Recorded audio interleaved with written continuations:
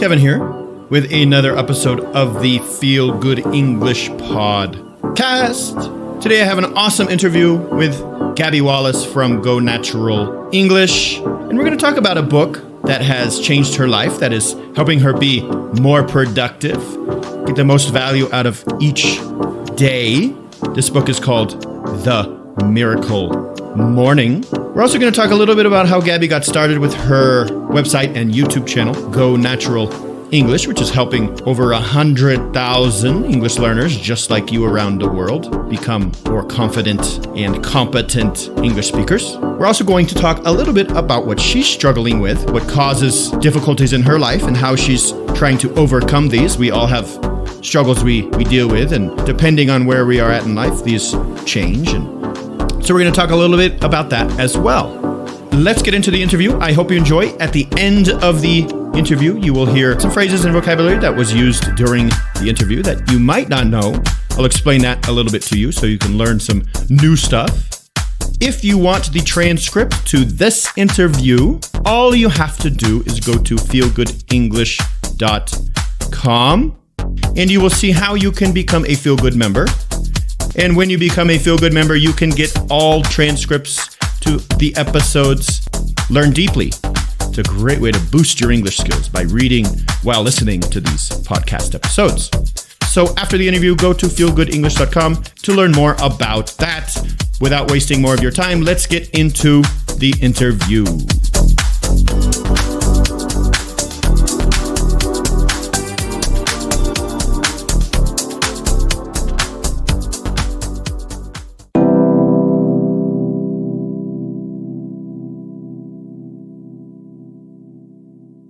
Hey y'all, today I have a very special guest, Gabby from Go Natural English. Most of you probably know who she is. Some of you maybe not yet, but you're soon to know who she is. So welcome, Gabby. Welcome to the Feel Good English Podcast. How you doing?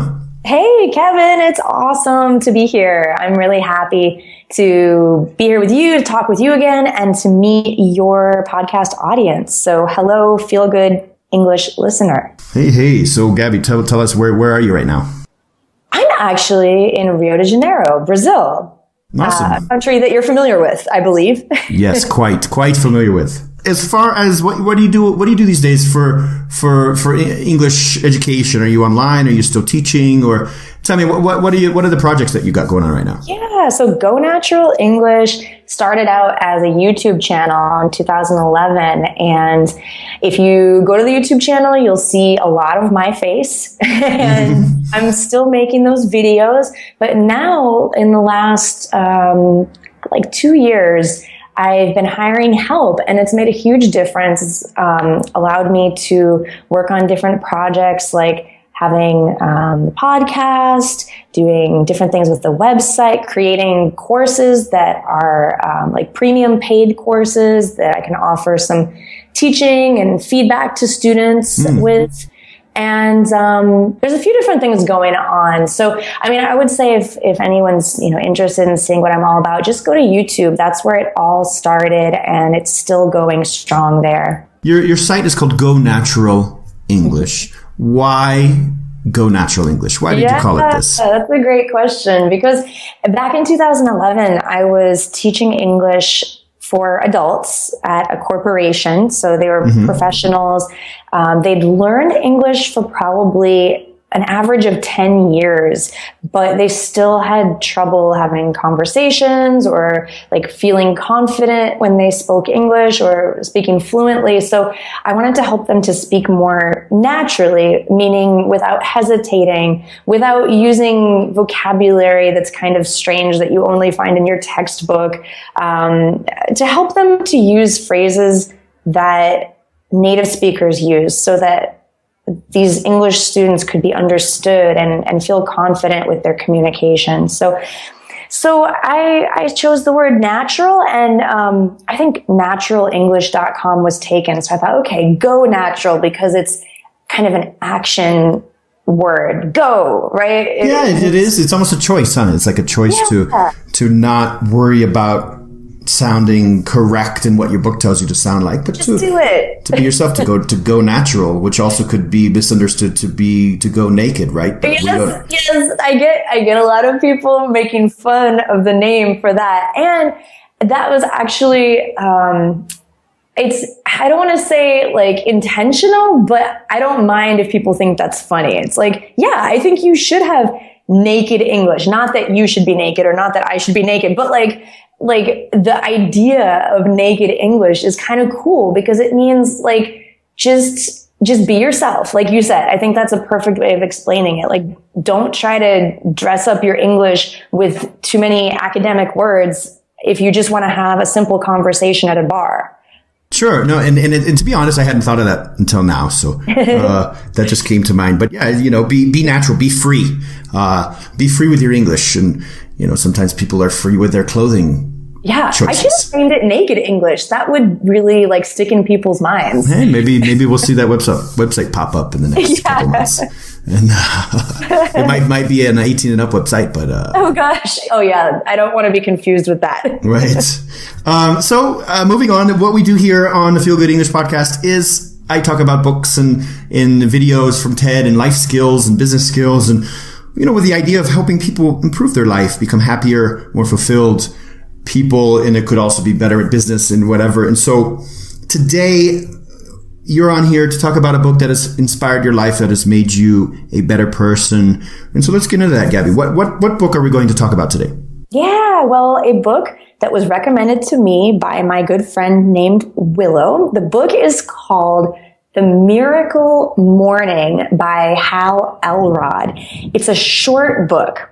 I think it took me just a few days to read, maybe 1 week to read, but I'm kind of a slow reader. I'll admit it. Sure, but that's great. A short book might be easier for English learners to get through too, huh? So that's good. Very approachable for an intermediate to advanced English learner. So probably your listeners would love it.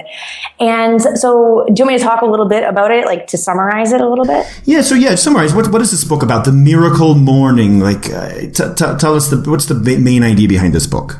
Well, it's really about time management.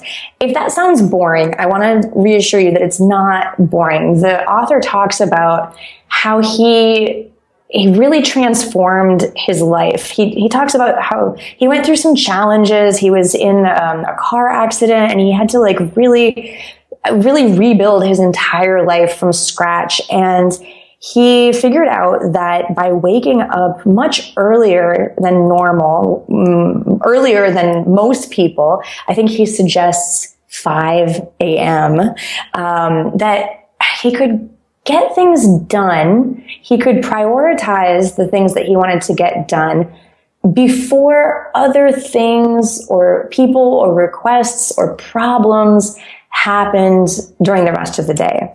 So I really like this idea. It's difficult to wake up early sometimes, but I've experimented with this and I really like it because when I wake up early, that time feels like it's just for me. Because if I'm waking up at 5 a.m., nobody is texting me on the phone. Nobody's calling me. Nobody's sending me messages.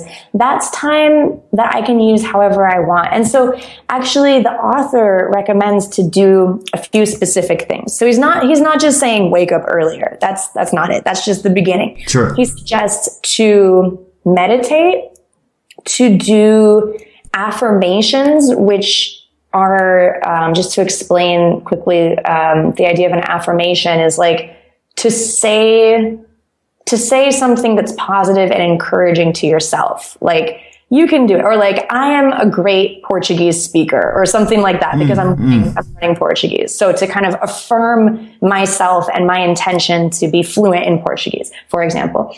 Also to do exercise. So even if it's just 10 minutes, you must exercise. And to read. So again, even if it's just a short time, 10 minutes, 15 minutes, 20 minutes, read. And I think that part, especially the reading part, could be helpful to English language learners. You can make your own miracle morning. Those, I believe that was five things I said. Those parts are suggested by the author, but of course you can add an additional part. Or if you really don't want to meditate, you don't have to, you could do something else. But he suggests that meditation, affirmations, visualizations, which are kind of like meditation and affirmations, exercise and reading should be the key parts of your miracle morning, and that you should be able to fit all those things into 1 hour, which is tricky. I can't say I've ever done all of that in 1 hour, but by doing each one of those things just for a few minutes, it makes me feel really good at the beginning of the day. Sure. And it almost gets, it's like things that are very important for you to do that you might try to do throughout your whole day. Meditation is something that I do, and exercise and reading. And I might try to say, okay, I'm going to wake up, I'm going to meditate, and then I'm going to drink coffee, and then I'm going to do some work, and then I'll exercise later. And then after lunch, I'll read a book for a little bit. You know, it sounds great, but throughout the day, as we all know, things happen. We get distracted. Other people need us for certain things. And it's very hard to stay on track. Even I find myself making a schedule for the day, and it looks great on paper, but it's hard to implement. So tell me about it. I'm not laughing at you. I'm laughing because I know the feeling. Yeah. And the other, sometimes I find it hard to go to bed early enough to wake up early enough. And I think that's what's really difficult to me. Any tips on that, or any thoughts on how to kind of make sure that you're getting enough sleep and able to wake up early? So in my ideal world, I would go to bed at 9 p.m., but I can't do that because everything social that I want to do is happening in the evening. And if I want to have friends, or if I want to, have a social life, I'm usually going to be staying out later at night, not super late, but I'm not going to be going to bed at 9 p.m. So what I've started, trying to do is just take a nap in the middle of the day. And it works out kind of well because it's especially hot here in Brazil in the middle of the day. So like after lunch, I'll try to take a little nap, and that usually helps, kind of splitting my sleep like that. So I know for some people, if you have a traditional job, it might not be, possible to go take a half an hour or an hour nap in the middle of the day. But for me, that's helping quite a bit. So just kind of really adapting this to your life. I think the main point is, as long as you have an hour before you need to go about your day as far as work and stuff like that, I think that's kind of the main objective, right? Totally agree. Try to wake up a little bit earlier. Give yourself me time, as opposed to just enough time to take a shower, get dressed, and run out the door. I think, that's a mistake I made for many years when I was working in a classroom as a teacher.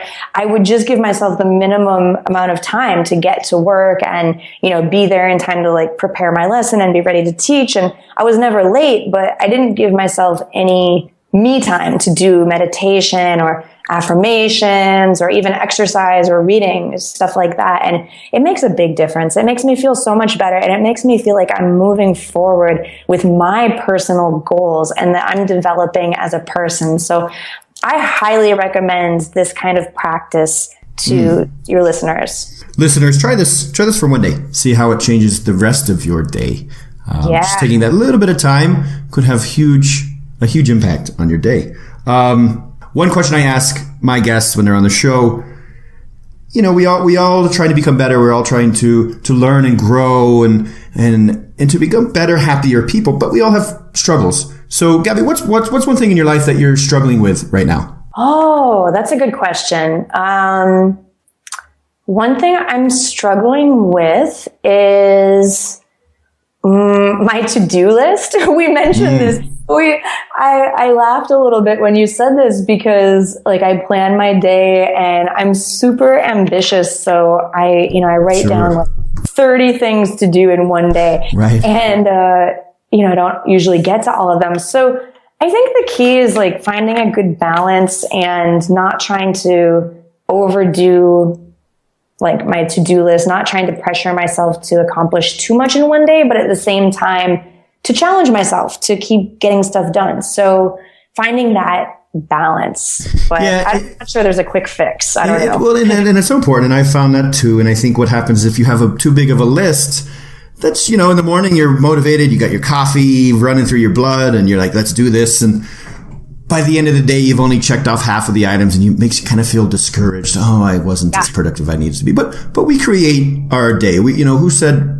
tells us how productive we need to be? Hey. So simplifying, doing less, focusing. Focus is a big word for me this year. Focusing our energies on a few things, or even one thing that's important, and being able to get through that. And that makes us feel good. And I think it's important. It's very important to feel good about what we've done that day, and being able to find that balance of how much I need to get done versus what I can actually do is important. But it takes time. It takes experimentation, right? Yeah, I actually tried something. I tried using smaller pieces of paper to make my to-do list. Interesting. But then I just wrote smaller. Sure. Writing on the sides of the paper and on the back of the paper. And right. So I'd have to make them really small, like fortune cookie message size. But then I just thought, okay, Gabby, you just have a problem. Just stop being like so overly ambitious and just write down maybe like 2 or 3 key things, like focus on one, maybe at the most 3 things to get done for the day. Like your advice, focus. Just remind the listeners, where can they find you? Where can they connect with you? If they want to talk with you or know more about you, where should they go? GoNaturalEnglish.com. All right. And there they'll find pictures of naked people on the beach speaking English, or...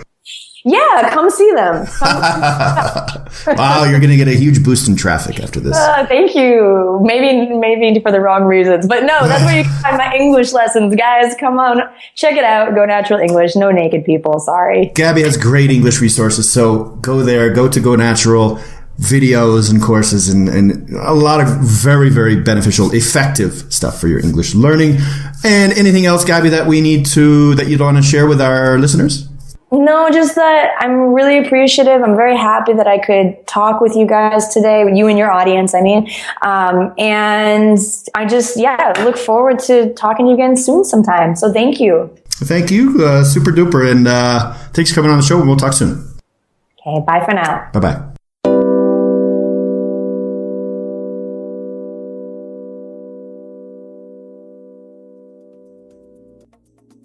So at 1 minute, 35 seconds, you hear Gabby say going strong. It's still going strong. To go strong, or usually we say going strong, means it's working well.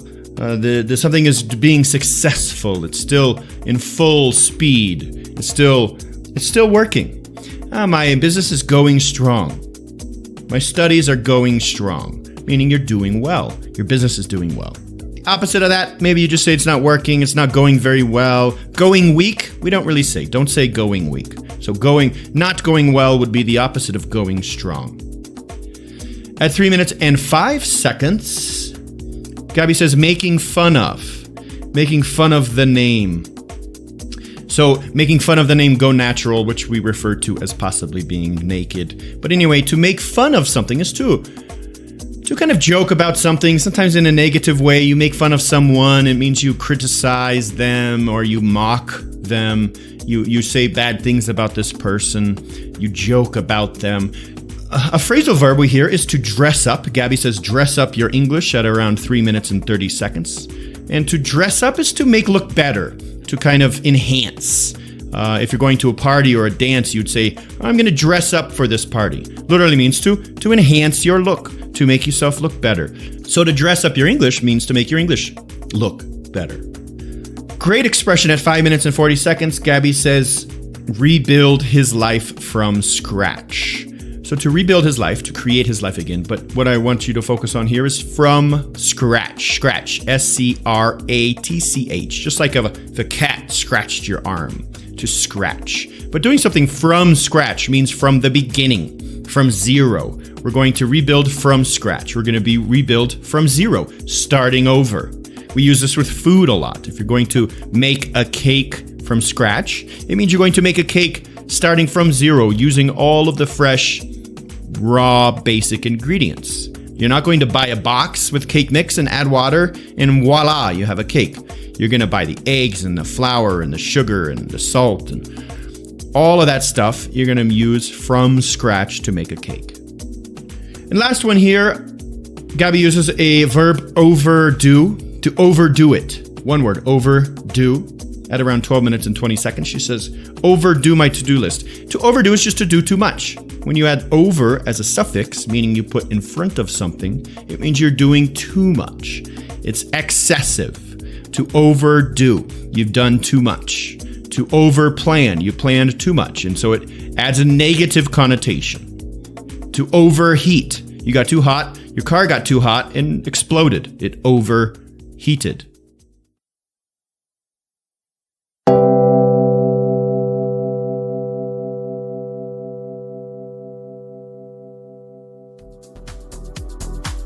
And that'll do it for today's Feel Good English episode. I hope you enjoyed my interview with Gabby Wallace. And what about you? Are you going to try to wake up a little earlier, get some you time in the morning before you get busy and run off to work or school? Give yourself around an hour to focus on things that can really help you create a life that you want and also create good energy for the day. Try it out. For me personally, it's hard sometimes to get up early if I didn't sleep enough, but we can create a routine. Start small. Try it one day. See what happens. Do things that are important to you. Get those really important things that you feel good about doing. Get those things done first thing and see how it impacts the rest of your day. Feeling more accomplished from the very start. Okay?